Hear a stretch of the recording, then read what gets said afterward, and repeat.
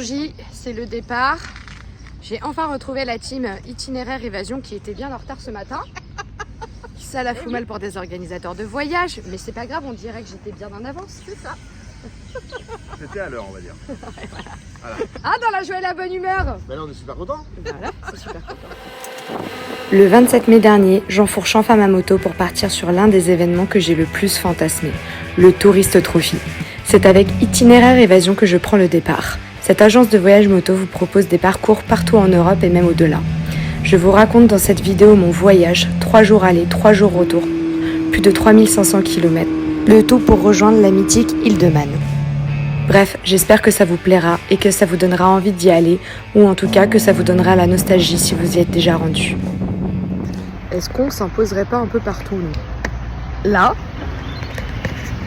Et là.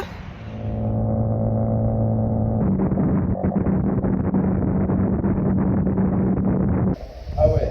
Bon, ça y est, on est arrivé à Calais, on a vécu la tempête. Regarde ça comme c'est beau là. Non, mais est-ce qu'on en parle des petites boulettes d'arbres sur l'autoroute qui... Genre c'est vraiment, c'était la tempête. J'ai très peur avec ça. Je me suis dit on va se prendre un arbre sur la gueule quoi. Je vais vous montrer où on va parce qu'on est quand même bien, bien. Regardez, ouah, la houppette. On va aller voir un... Il y a genre, il y a genre une petite chose qui nous attend là. Putain, on va aller faire un sport. Si on vit pas sa best life là juste après une grosse journée de moto. Bon appétit. Journée 2, c'est parti.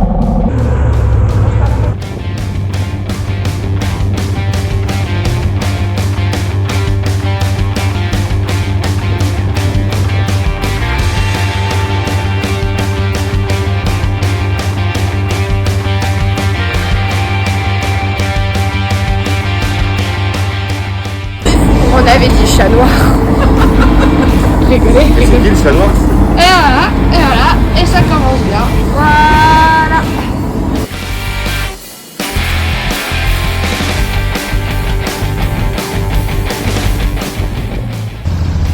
Petit passage au Café London.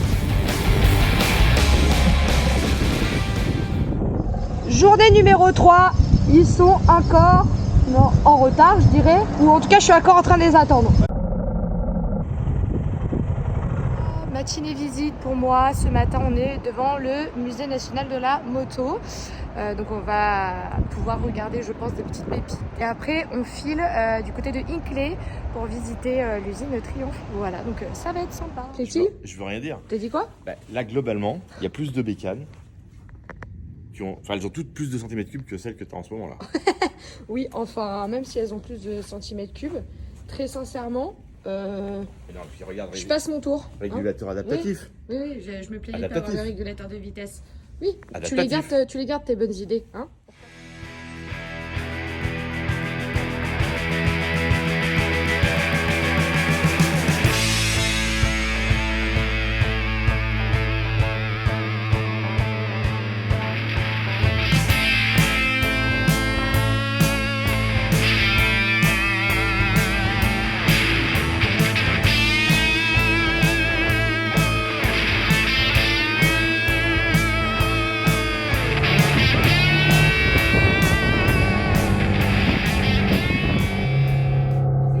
Est-ce qu'on prendrait pas un peu de sauce?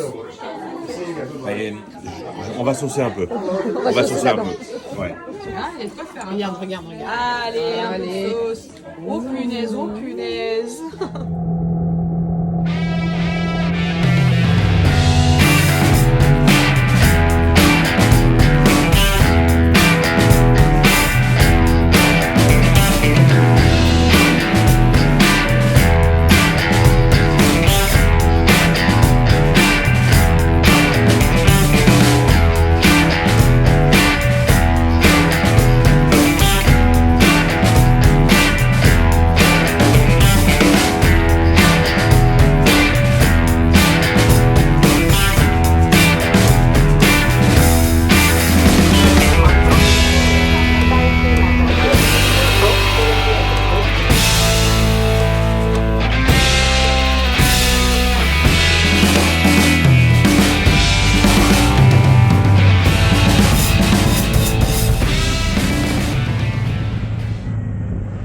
bien quand on part avec papa et maman au Titi, c'est que ceux qui font les boulettes. La vérité, ça va être bon ce soir.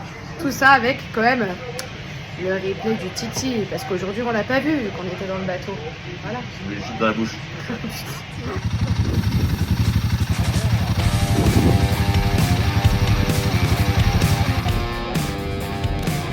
Ça y est, il est l'heure pour moi de me plonger dans l'atmosphère du Tourist Trophy.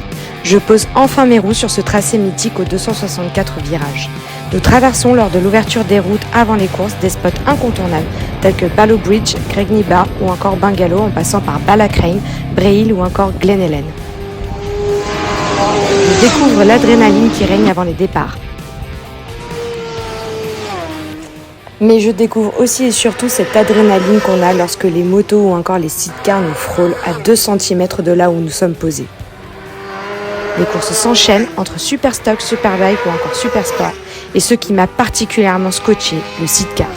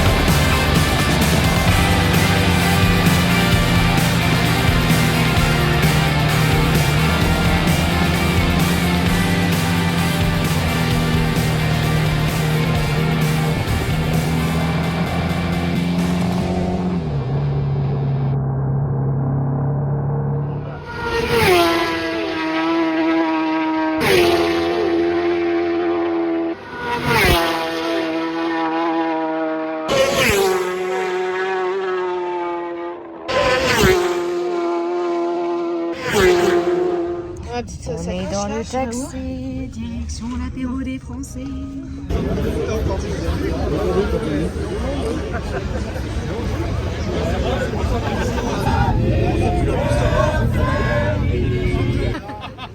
Santé.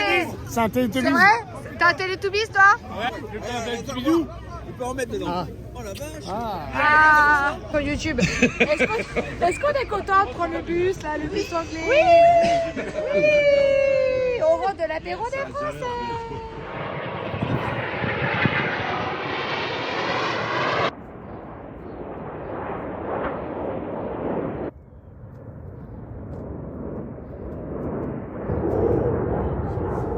Je m'appelle Amalric Blanc, j'ai 38 ans. Sécurité, c'est la course sur route, la Nord-Ouest 200, le Tourist Trophy, le GP de Macao, enfin toutes les road races. Je cours sur Honda, une 600 CBR et une 1000 CBR. Oui, aujourd'hui c'est un peu moins démocratisé, le milieu de la course sur route. Est-ce que tu peux nous expliquer ce que c'est exactement et comment ça se passe? De la course de côte en France, j'en ai déjà fait, j'étais multiple champion. En gros, c'est un départ arrêté et on va monter une montée de 2 km environ, 2-3 km, ça dépend des courses. Ça dépend des courses et ça va s'arrêter à un endroit, mais on va pas faire une boucle. D'accord. La course sur route, c'est un peu le même principe qu'un circuit, mais sur route. Mais bon, on n'a pas la sécurité comme dans un circuit.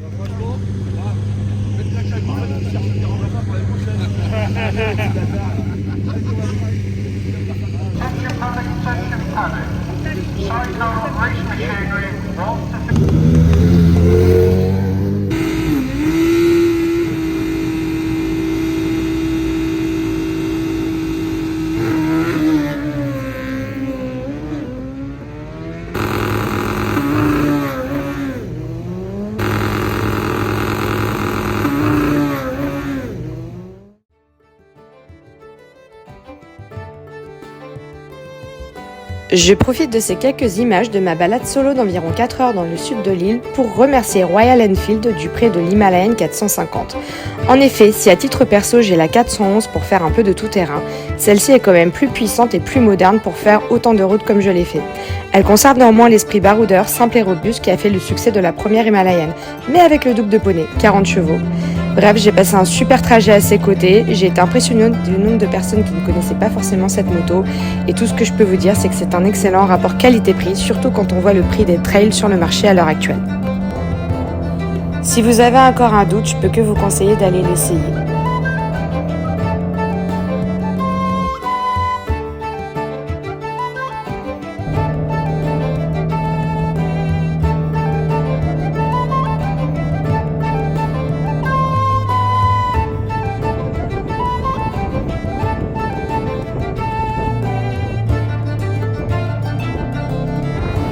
Enfin, je voulais également remercier Moto Blues qui pour mon trajet m'a équipé de la tête aux pieds. Sachant que j'ai traversé le vent, la tempête, le froid, la pluie mais également la canicule au retour, c'est très important de bien s'équiper avant de partir. Je vous mets dans la description l'intégralité de mon équipement pour ce voyage si cela vous intéresse.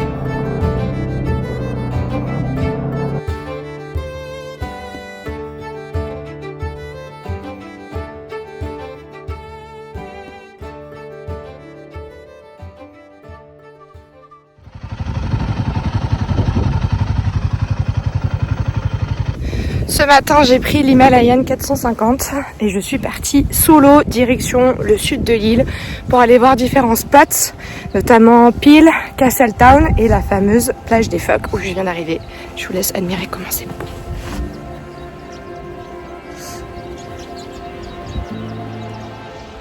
Est-ce qu'on n'irait pas dans des petits passages secrets où personne ne va? Bien sûr qu'on y va.